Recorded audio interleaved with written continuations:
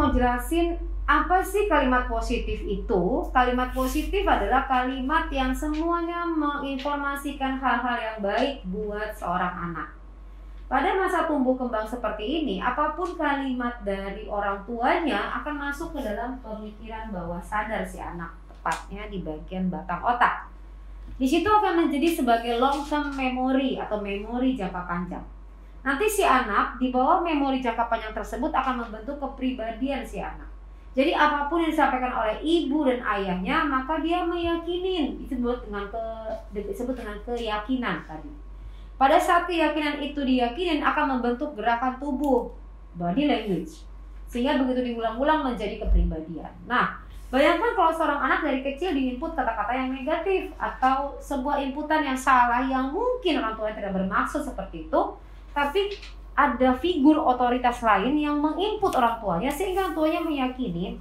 Begitu dia meyakini, dia ngomong lagi sama anaknya, mengulang-ulang lagi sehingga membuat anaknya yakin bahwa dia punya kekurangan. Kalau seorang anak selalu diinput dengan kekurangan, maka akan tumbuh menjadi anak yang serba kekurangan. Tapi apabila anak selalu diinput dengan hal-hal yang positif, maka akan tumbuh menjadi anak-anak yang positif. Kita akan masuk bagaimana teknik untuk berkalimat atau berbicara dengan kalimat-kalimat yang positif. Nah, kembali lagi ke Bu Devi. Berarti di sini saya melihat dari diskusi tadi, walaupun nanti tolong dibantu dengan menyertai rapotnya si kakak. Kemudian juga nanti mungkin ya kakak akan mengikuti psikotes ya untuk tambahan. Nah, dari gambaran tersebut ini bahwa kakak menyukai matematika. Matematika adalah proses otak sebelah kiri dan itu lumayan rumit. Jadi kalau sampai dia misalnya mengalami persoalan untuk dibilangin bahwa kecerdasan di bawah rata-rata atau tidak mampu atau lama fokus dan konsentrasi, saya kok tidak melihat ke arah sana. Walaupun ini masih pertemuan di awal, tidak justifikasi ya, artinya nggak boleh langsung ambil kesimpulan. Tapi dari cara ia menggambar, dari cara ia bicara, menjawab pertanyaan saya, ini kemampuan untuk runtut menjawab pertanyaan demi pertanyaan itu bagus. Jadi dari verbalnya, kemudian dari cara ia menjawab pertanyaan, dari cara menyukai pelajaran matematika, ini memberikan gambaran bahwa kakak ini sebenarnya tidak seperti yang dimaksud tadi. Saya khawatir yang memberikan informasi pertama ke si anak ini, kemudian Ibu Dewi meyakini, diulang-ulang, maka menjadi keyakinan si anak. Nah, sekarang menjadi pertanyaan, bisa nggak diprogram kembali? Nah, saya akan menjawab pertanyaan ini, bisa nggak sampai kakak atau adik diprogram kembali pemikirannya, walaupun masa lalunya sudah menginput atau terinput oleh inputan yang kurang tepat. Untuk bisa menjawab itu, stay tune di sini. Berbicara dengan kalimat positif adalah kata-kata nih Bu Devi. Kata-kata kita selalu positif kepada anak. Sekalipun anaknya misalnya berbuat kenakalan, ambil hal yang positif dari dia.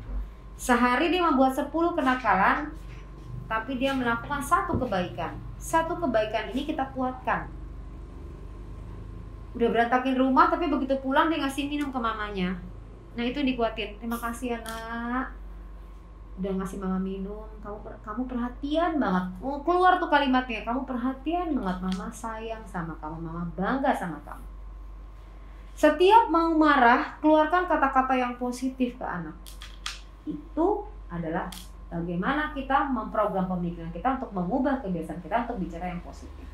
Kemudian Bu Devi, pada saat mau tidur malam, input data kepada anak, bicara ke bawah sadarnya anak, karena di posisi itu posisi yang rileks.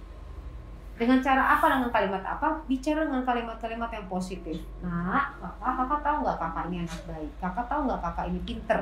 Makin hari kakak makin cerdas, makin hari kakak makin berprestasi. Kakak anak soleha, kakak apa bicara sambil mengelus rambut anak dan bisikan di kupingnya. Ini dilakukan setiap malam. Kamu akan lihat perubahan yang signifikan. Kemudian setiap dia bicara, perbanyak mendengarnya. Bukan banyak nasihatin, apalagi dengan penggalan kalimat. Kamu tuh nggak bisa apa-apa, kamu tuh nggak ngerti, dari kecil memang kamu begini. Itu adalah kalimat yang salah, yang kurang tepat. Karena akan masuk ke dalam pikirannya bahwa memang dia bukan apa-apa. Saya usaha apapun tapi salah. Nah itu harus diubah. Tidak hanya ibu saja, tapi sekeliling. Berarti di sini termasuk suami, kakek, nenek, lingkungan, bahkan sekolahan sekalipun. Kalau memang dia di bawah rata-rata kecerdasannya, nggak mungkin dia nilai sampai 100. Berarti ada yang kurang tepat penanganannya. Ada yang kurang tepat pemikiran dirinya sendiri. Nah, tadi pada saat diskusi dia merasa tidak punya teman. Artinya teman ini terbentuk oleh inputan dari lingkungan. Bayangkan kalau setiap hari dia berangkat ke sekolah dengan inputan-inputan atau lingkungan yang mungkin salah mempersepsikan dirinya. Tentu tidak mudah buat dirinya untuk bisa melangkah menghadapi kenyataan yang ada. Sekarang kita harus ubah nih. Jadi pulang dari sini, bicara sama gurunya, komunikasi lagi bahwa anak ini mampu, anak ini bisa. Tapi tadi bakat minatnya juga perlu diketahui. Jadi jangan semata-mata ngejar akademisi. Yang diajarkan adalah kecerdasan emosi. Kemudian saat ia emosi atau marah atau sedih, keluarkan dengan cara memeluk anak, berkomunikasi yang tepat. Nanti kita akan simulasi bagaimana berkomunikasi positif dengan anak. Namun sebelum hal itu semua terjadi, penting banget sebagai orang tua untuk bisa menetralkan perasaan. Artinya mama sendiri juga sama juga dengan sahabat curhatnya Kopi yang menonton. Anda nggak bisa dalam kondisi tidak stabil pada saat Anda mau komunikasi dengan anak. Saya khawatir lari jadi emosi, marah, nyubit, bentak, mukul, dan lain-lain. Persoalannya bukan di anak, persoalan adalah di diri Anda sendiri yang tidak pandai mengelola emosi sehingga mengakibatkan anak menjadi bulan-bulanan.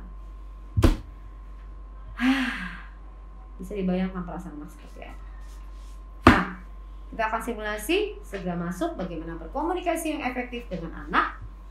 Tetap bersama saya. Nah, sekarang saya bersama dengan Aska dan Ferry. Kita akan bersimulasi bagaimana sih komunikasi atau bicara yang tepat dengan anak. Pertama, pada saat berkomunikasi sama anak, Anda tidak boleh tubuh fisik Anda lebih tinggi dari si anak. Lihat, saya berdiri. Pada saat saya berdiri, ia menatap saya ke atas, sehingga memposisikan saya lebih dominan atau otoriter. Apa harus dilakukan? Saya duduknya sejajar dengan anak, kemudian melihat ke anak, baru berkomunikasi. Itu yang pertama. Berikutnya yang kedua, pada saat berkomunikasi dengan anak, perasaan kita harus netral terlebih dahulu. Artinya, kita sendiri bukan dalam kondisi emosi, dalam hal ini adalah marah, kesel, benci, dan lain-lain. Setelah kita netralkan perasaan, barulah kita bicara dengan anak. Dan pada saat bicara dengan anak, hargai perasaannya. Jadi pada saat kita bicara, ngobrol, tidak masalah kita menyentuh punggungnya atau menyentuh tangannya untuk mengajak bicara. Jadi pada saat bicara, tangannya seperti ini kita pegang, kita ngomong, Aska, kamu mau cerita lebih banyak nggak mengenai kejadian tadi sama ibu? Sambil menatap matanya, hingga ia terlihat dan merasa bahwa kita memperhatikan dirinya. Lihat, tangannya juga kita pegang. Tapi membuat ia merasa tenang. Gak apa-apa, kamu bicara sama ibu, kamu boleh menceritakan apapun perasaan. Pada saat saya bicara, saya menatap matanya, sehingga ada eye contact di situ. Nah, kemudian setelah itu, barulah kita berkomunikasi. Apa yang kamu rasakan tadi di sekolah?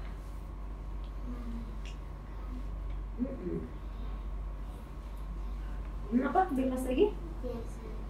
Biasa aja, tapi kamu sedih nggak teman-teman kamu seperti itu? Nah, pada saat dia bilang enggak, perhatikan tangannya dia main-mainkan ke bagian yang lain. Artinya, kecemasan itu sebenarnya ada, cuma ia berusaha mengcover. Berarti selama ini Aska cukup dalam menahan perasaan yang paling dalam. Dia tidak mau menceritakan. Mungkin kalau dia ceritakan, dia khawatir orang lain nanti akan sedih. Lebih tepatnya adalah khawatir ibunya. Jadi pada saat bicara, Anda perhatikan dia memain-mainkan ini di sini. Nah, kalau Anda menguasai micro expression adalah paham mengenai bahasa tubuh dari anak dan micro expression dari anak. Nah, pada saat dia belum mau cerita, kita jangan paksa. Apa yang kita lakukan? Nanti kalau kakak udah lebih baik, mau cerita boleh. Pasti tidak mudah apabila ada teman kita tidak mau berteman dengan kita. Kemudian langkah selanjutnya saat kita bercerita, gunakan namanya empati. Kita ngomong apa? Kalimatnya baku ya. Pasti tidak mudah. Saya paham banget. Saya memahaminya. Saya paham banget. Pasti tidak mudah kamu melalui semua ini. Apabila ada teman yang tidak mau berteman dengan kamu. Kamu pasti sedih. Kamu pasti kecewa. Cuman kamu menutupi dengan kondisi yang ada. Jadi nanti kalau kakak mau bicara lebih dalam, kakak boleh bicara, ya. Nah, pada saat dia mengangguk, dia paham. Posisinya jangan dipaksa, biarkan Anda bisa meninggalkannya. Nanti pada saat waktu yang tepat, baru Anda bicara. Tapi kalau dia mau bicara dengan Anda, mau menceritakan masalahnya, satu kunci yang harus dipahami adalah tidak intervensi. Biarkan kakak bercerita habis semuanya. Apapun perasaannya, sama kayak misalnya ngobrol sama Ferry. Ferry ada masalah apa di sekolah? Biarkan ia cerita. Anda jangan justifikasi, Anda jangan input bilang dosa lah, tidak baik lah, jangan. Apa yang dilakukan? Biarkan ia keluar semua perasaan. Terus, aku marah mah, aku kesel mah, aku A, B, C, biar aja. Terus dengarkan sampai habis emosinya, sampai tenang dia, baru Anda bicara. Menggunakan kalimat tadi. Mama paham, Ibu paham banget, pasti kesel, pasti marah. Tapi baru Anda kasih masukan di situ. Nah, ini adalah kalimat-kalimat positif yang harus diberikan oleh setiap orang tua pada saat bicara kepada anak. Kemudian setelah bicara setelah bicara dengan anak, barulah Anda memeluknya. Lalu Anda mempersering untuk memeluk anak, itu akan membuat anak merasa aman dengan Anda. Jadi memeluk anak itu penting buat anak dan diri Anda sendiri. Ia akan merasakan kenyamanan yang luar biasa. Ia merasakan secure, sekalipun Anda jauh bekerja, tapi anak ini akan merasa dia dicintai dan diterima. Jadi sering-seringlah memeluk anak Anda. Ferry, peluk juga? Nah, seperti ini. Tiap malam Anda lakukan, setiap bertemu anak Anda lakukan, sehingga dia merasa ada dan nyaman. Nah, dari gambaran dan simulasi tadi tergambar bahwa terkadang kita kurang memahami informasi yang lebih dalam mengenai tumbuh kembang anak. Sehingga begitu ada figur otoritas yang menyatakan kepada kita main terima begitu saja tanpa kita mencari data tambahan.